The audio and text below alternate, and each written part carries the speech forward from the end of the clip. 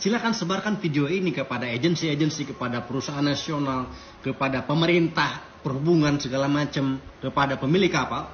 Barangkali di antara mereka belum memahami, atau mungkin di antara mereka sudah paham, tapi diam-diam saja karena mereka pikir mungkin lah biarin kita yang paham, pelaut mah nggak paham ini, udah biarin aja. Persatuan Pelaut mana yang menyetujui gaji pelaut di bawah 1 juta? Kalau ada yang benar itu. Rekan-rekan tahu nggak bahwa kita bisa meningkatkan kesejahteraan pelaut dan gaji pelaut sekarang juga, tanpa harus menunggu undang-undang khusus perlindungan pelaut dan tanpa menunggu adanya standar gaji secara nasional, regional, ataupun apa itu namanya, tidak perlu. Sekarang juga kita bisa lakukan. Babat gitu. Sekarang kita pahami bersama. Coba perhatikan Peraturan Menteri nomor 59 tahun 2021, dibuka sekarang juga pasal 107 ayat 4. Di situ dikatakan bahwa PKL atau Perjanjian Kerja Laut harus berisi setidaknya salah satunya itu huruf N, referensi ataupun rujukan PKB.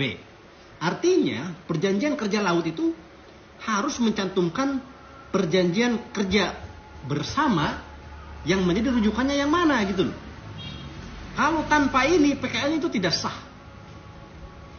Artinya harus ada PKB dulu, perjanjian kerja bersama antara pemilik kapal dengan persatuan pelaut. Nah, persatuan pelaut pun harus memihak kepada pelaut ketika membuat perjanjian kerja bersama.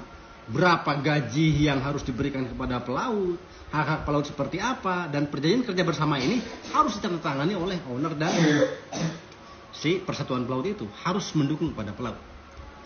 Kemudian kalau memang PKL-nya itu sudah mengandung PKB, maka PKB-nya yang menjadi rujukan harus diberitahukan kepada pelautnya juga. Ini loh hak-hak kamu berdasarkan PKB. Lalu pada pasal 113 dan pasal 108 dikatakan bahwa PKL itu harus diketahui dan harus disahkan oleh Dirjen dan Syah Bandar sebelum naik kapal. Artinya Dirjen dan Syah Bandar punya kewajiban untuk meneliti PKL. Apakah benar PKL-nya itu memiliki referensi atau rujukan terhadap PKB, perjanjian kerja bersama. Kalau tidak ada, coret itu PKL-nya itu, jangan disahkan. Kalau ada rujukan PKB-nya, PKB mana yang dipakai? PKB mana dipakai? Kok bisa sekarang itu ada gaji pelaut yang katakanlah di bawah 1 juta gitu, 400.000? Kok bisa itu disahkan? Mengapa itu disahkan oleh Syah Bandar?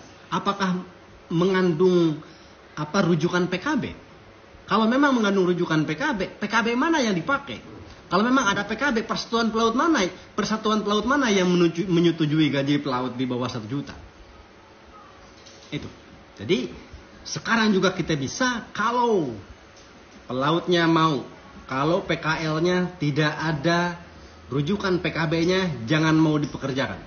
Kalau pelautnya mau dan berani dan siap berkorban. Yang kedua, kalau persatuan pelautnya juga memihak kepada pelaut ketika membuat PKB dengan pemilik kapal, yang jelas PKB-nya harus mendukung pelaut. Yang ketiga, Dirjen dan Syah Bandar itu harus benar-benar kerja dan disiplin. Ikuti aturan. Kalau memang tidak mengandung rujukan PKB, jangan disahkan itu PKL. Dan kalau dia memaksa berangkat ke kapal, ketika kapal masuk ke pelabuhan, Syah Bandar bisa tidak mengeluarkan surat izin berlayar kalau ada pelaut yang PKL-nya tidak disahkan oleh Syah Bandar.